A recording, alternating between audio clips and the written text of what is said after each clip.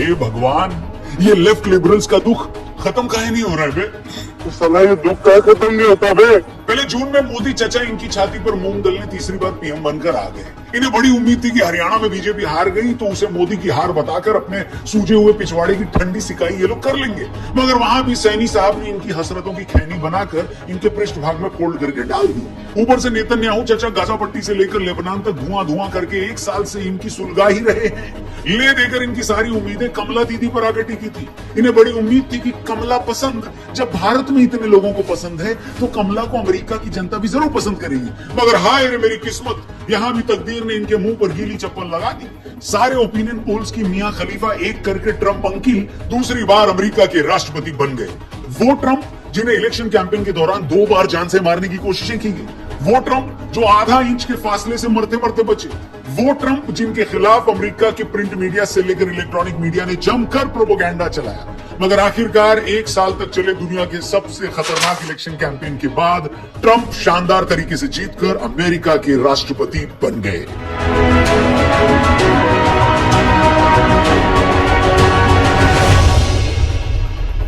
America के पिछले 100 साल के इतिहास में ट्रंप ऐसे पहले राष्ट्रपति हैं जो एक इलेक्शन हारने के बाद अगले इलेक्शन में फिर जीत गए। जिस तरह पहली बार राष्ट्रपति चुनाव हारने के बाद ट्रंप पर मुकदमे चले, उनके खिलाफ हेट कैंपेन चलाए गए, उन्हें अदालतों में घसीटा गया, उन्हें जेल में डालने की कोशिशें की गई, मगर इन सारी कोशिशों को जूता मारकर ट्रंप फिर से अमेरिका के प्रेसिडेंट बनने में कामयाब हो गए। ट्रंप की इस जीत को दुनिया की किसी भी देश की पॉलिटिकल हिस्ट्री की अब तक की सबसे शानदार जीत बताया जा रहा है। उनके इस इलेक्शन को जीतने से उनके चाहने वाले तो खुश हैं, मगर ट्रंप हेटर्स इस रिजल्ट के बाद से कोमा में चले गए हैं। वो इतना ज्यादा सदमे में चले गए हैं कि गोबर से सनी गंदी चप्पल सुंघाने पर भी होश में नहीं आ रहे। इनके चक्कर में उल्टा 2 चप्पलें बेहोश हो गई हैं, वो अलग। खासतौर पर भारत में बैठे ट्रंप के हेटर्स जो मानकर चल रहे थे कि ट्रंप के इलेक्शन हारते ही जैसे ही कमला हैरिस अमेरिका की राष्ट्रपति बनेंगी तो ये लोग कमला हैरिस और अमेरिका की डीप स्टेट की मदद से मोदी सरकार को भी वैसे ही गिरा देंगे जैसे इन लोगों ने बांग्लादेश में शेख हसीना की सरकार को गिराया था। मगर ये हो ना सका और अब ये आलम है कि कमला नहीं, कमला का गम भी नहीं, उनकी जुस्तजू भी नहीं। तो आज की वीडियो में हम इसी गम के बारे में बात करेंगे और आपको डिटेल में बताएंगे कि ट्रंप के अमेरिका के राष्ट्रपति बनने के बाद दुनिया भर में अब कौन कौन पहला जाएगा। हम आपको डिटेल में समझाएंगे कि कैसे ट्रंप के अमेरिका का प्रेसिडेंट बनते ही दुनिया भर के जिहादियों की चूल्हे हिल गई हैं। अमेरिका के राष्ट्रपति बनते ही ट्रूडो से लेकर चाइना, पाकिस्तान और भारत के वामपंथी सदमे में चले गए हैं। हम ये सब क्यों कह रहे हैं उस बारे में हम लोग डिटेल में बात करेंगे, इसलिए चैनल को जरूर सब्सक्राइब करना और ये वीडियो अपने दोस्तों से भी जरूर शेयर करना। तो दोस्तों, ट्रंप अमेरिका के राष्ट्रपति पद का चुनाव जीत चुके हैं। 15 जनवरी को वो शपथ भी ले लेंगे, मतलब उनके पद संभालने में अभी 2 महीने तो पड़े, मगर उससे पहले ही पूरी दुनिया के लेफ्ट लिबरल्स की 74 हुई पड़ी है। बांग्लादेश वाले मोहम्मद यूनुस तो कल शाम से इतनी बार अपनी सलवार पीछे से पीली कर चुके हैं कि उन्हें डायपर पहनाकर ऊपर से चादर बांधनी पड़ रही है। सुना है ये यूनुसवा ने उस दिन से ही खाना पीना छोड़ दिया था जब से ट्रंप ने दिवाली पर ट्वीट करके धमकी दी थी कि बांग्लादेश में हिंदुओं के खिलाफ जो हिंसा हो रही है वो रुकनी चाहिए। मतलब ट्रंप साफ मानते हैं कि बांग्लादेश में हो रही ये सारी हिंसा मोहम्मद यूनुस के इशारे पर ही हो रही है। बांग्लादेश पर बनाए अपने वीडियोस की सीरीज में हमने आपको पहले भी बताया था कि कैसे ये मोहम्मद यूनुस अमेरिका के राष्ट्रपति रहे बिल क्लिंटन की बीवी हिलरी क्लिंटन के साथ काम कर चुके हैं। हमने आपको तब भी ये बताया था कि कैसे हिलरी क्लिंटन ने ही शेख हसीना को बोलकर मोहम्मद यूनुस के खिलाफ चल रहा करप्शन का एक मामला रुकवाया था। और आज ये भी किसी से नहीं छिपा है कि बांग्लादेश में शेख हसीना का जो तख्ता पलट हुआ था उसके पीछे भी अमेरिका का डीप स्टेट ही शामिल था। ट्रंप के दुश्मन भले ही इस बात का कितना ही प्रोपेगेंडा चलाएं कि ट्रंप तो सिरफिरा है, ये सिर्फ युद्ध करना जानता है, मगर ट्रंप के टाइम पिछली बार सीरिया में आईएसआईएस के अलावा अमेरिका ने और कहीं कोई लड़ाई नहीं लड़ी। ट्रंप की पॉलिसी हमेशा से अमेरिका को पहले रखने की रही है, अमेरिका फर्स्ट। ट्रंप को अच्छे से पता है कि युद्ध की एक कीमत होती है। बांग्लादेश के मामले में भी बाइडेन की गवर्नमेंट ने वहां के फटे में जो टांग अड़ाई है उसमें ट्रंप की कोई दिलचस्पी नहीं है। इसलिए राष्ट्रपति बनते ही वो पहली फुर्सत में ये यूनुसवा की बैंड बजाएंगे। मैं बोल रहा हूं, लिख के ले लो।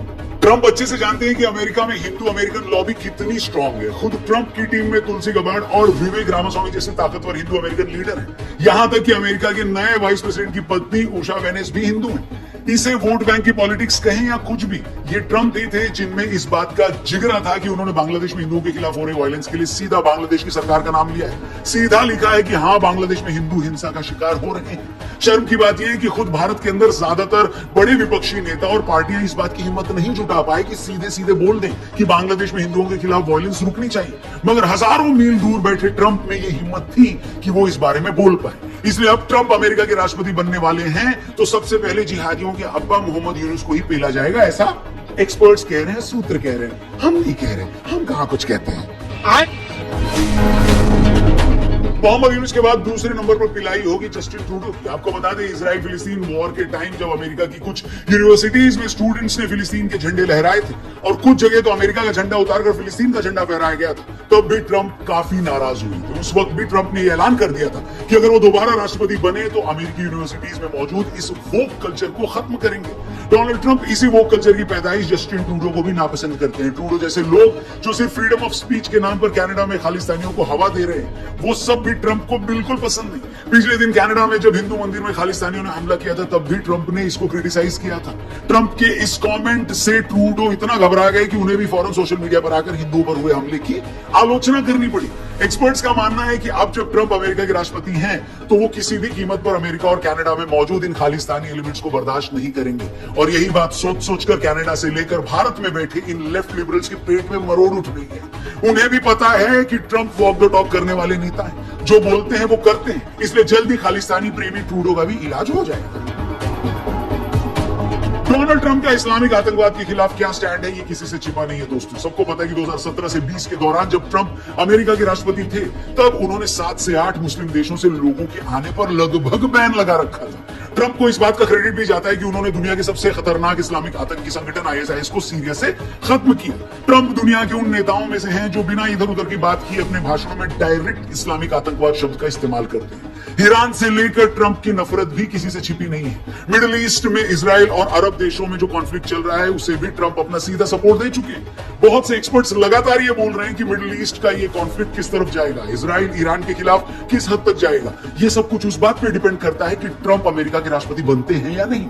अब जब ट्रंप फिर से प्रेसिडेंट बनने वाले हैं तो भैया इजराइल को फ्री हैंड मिल गया है। जो इजराइल अमेरिका के समझाने के बावजूद हमास और हिजबुल्लाह को पूरी तरह पेलने से बाज नहीं आ रहा था, वही इजराइल गब्बर सिंह के स्टाइल में कहूं तो अब इन आतंकवादियों को पूरा मिट्टी में मिला देगा। हो सकता है कि ट्रंप का सपोर्ट मिले तो इजराइल और अमेरिका ईरान के खिलाफ भी वॉर में चले जाए। ईरान से अमेरिका की दुश्मनी किसी से छिपी नहीं है दोस्तों।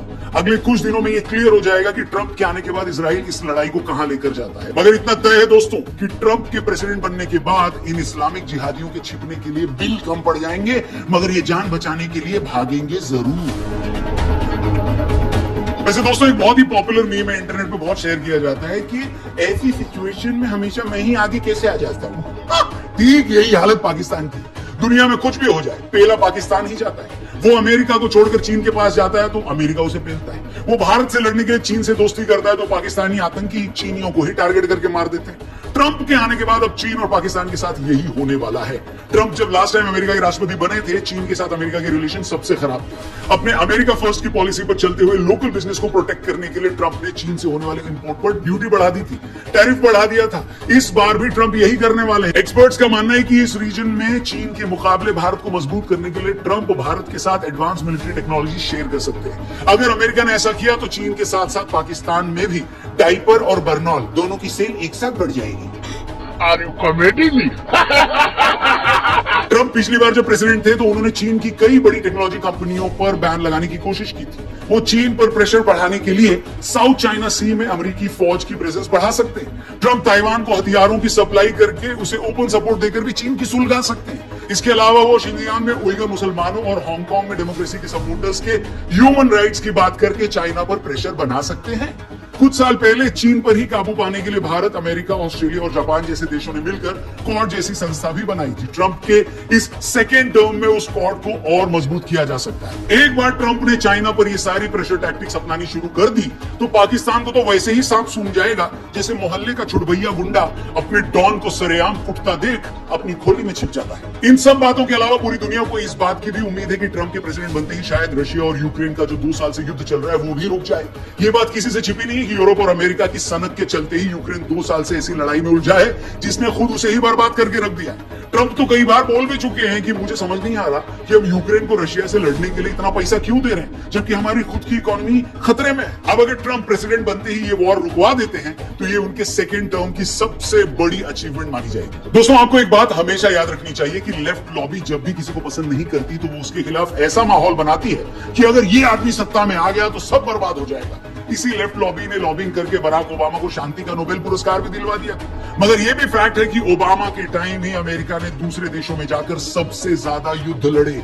ठीक यही बात ये लॉबी भारत में योगी को लेकर भी कहती थी कि योगी आएगा तो यूपी में दंगे होंगे, जबकि हकीकत यह है कि इससे पहले कि वो सरकारें जिन्हें सेक्युलर बताया गया था उनकी सरकारों में दंगों के रिकॉर्ड टूटे थे। और योगी के टाइम किसी भी साइड की हिम्मत नहीं है कि वो दंगा करके दिखाए।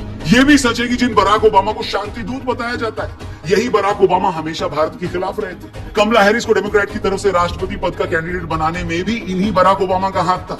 अगर कमला हैरिस राष्ट्रपति बन जाती तो अमेरिका में बैठे ये लोग भारत की लेफ्ट लॉबी पर पैसों की बारिश कर देते। फिर ये लोग भारत में हर वो पैंतरा आजमाते जो इन्होंने बांग्लादेश में आजमाया था। आपको याद होगा जब बांग्लादेश में शेख हसीना का तख्ता पलट हुआ था तब भारत में इसी लॉबी ने कैसे आहें भरी थी। कितने लीडर्स ने तो खुलेआम धमकी दी थी कि भारत में भी मोदी का यही हाल होगा। यकीन मानिए दोस्तों, अगर कमला हैरिस जीत जाती तो भारत को भी बांग्लादेश बनाने की पूरी कोशिश की जाती। यहां भी तख्ता पलट किया जाता।